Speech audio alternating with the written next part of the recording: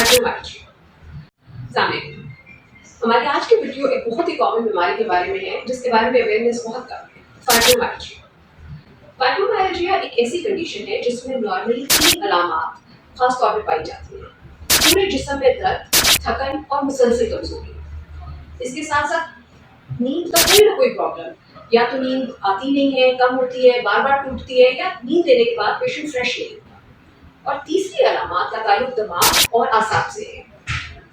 याददाश्त की कमजोरी, ब्रेन फॉग, दिमाग क्लियर नहीं होता, चिड़चिड़ापन, डिप्रेशन और एंग्जाइटी, ये तीनों तरह की अलामात मिलकर फाइब्रोमाइल्जिया बनाती है। फाइब्रोमाइल्जिया एक बहुत कॉमन बीमारी है। अक्सर इसके पेशेंट्स क्लिनिक्स को बहुत फ्रीक्वेंटली विजिट करते हैं, चूंकि मायना बिल्कुल नॉर्मल होता है, लैब टेस्ट बिल्कुल नॉर्मल होते हैं, इसलिए अक्सर ये समझा जाता है कि पेशेंट को कोई प्रॉब्लम नहीं है, लेकिन एक्चुअली वो पेशेंट फाइब्रोमाइल्जिया से सफर कर रहा होता है।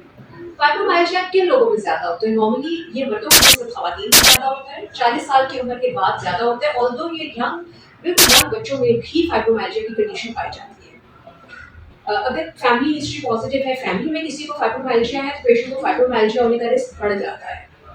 अक्सर लोगों में किसी सीवियर स्ट्रेस, कोई आसाबी दबाव या किसी किस्म की बीमारी जैसे सीवियर इन्फेक्शन, हॉस्पिटल एडमिशन या सर्जरी के बाद आहिस्ता आहिस्ता फाइब्रोमाइल्जिया की अलामात आती रहती है और फिर वक्त के साथ पूरा फाइब्रोमाइल्जिया डेवलप हो जाता है। कुछ पेशेंट्स में ऐसा कोई स्ट्रेस नहीं होता, लेकिन आहिस्ता आहिस्ता फाइब्रोमाइल्जिया डेवलप होना शुरू हो जाता है।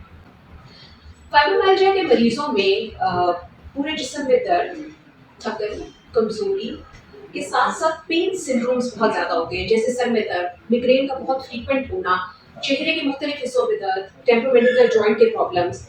इसके साथ साथ निज़ाम हज़म के प्रॉब्लम्स फाइब्रोमाइल्जिया में बहुत कॉमन होते हैं। पेट में दर्द, मरोड़, कॉन्स्टिपेशन, डायरिया, पेट का फूलना, सूजना, भूख ना लगना, ब्लैडर कंट्रोल के प्रॉब्लम्स, ये सब कुछ फाइब्रोमाइल्जिया में बहुत कॉमनली पाया जाता है। फाइब्रोमाइल्जिया की तशखीस कोई मुस्तनद डॉक्टर ही करता है। तशखीस में बहुत अहम बात यह है कि फाइब्रोमाइल्जिया तमाम अलामात फाइब्रोमाइल्जिया की वजह से हमने इस बात का तयन करना होता है कि पेशेंट को कोई और बीमारी नहीं है, जैसा कि शुगर या खून की कमी, कोई और ऑटो इम्यून इलनेस, थायराइड का प्रॉब्लम, क्योंकि उनमें भी इस तरह की अलामात आ सकती है। ये फाइब्रोमाइल्जिया के बारे में एक बहुत जनरल सी इंफॉर्मेशन है।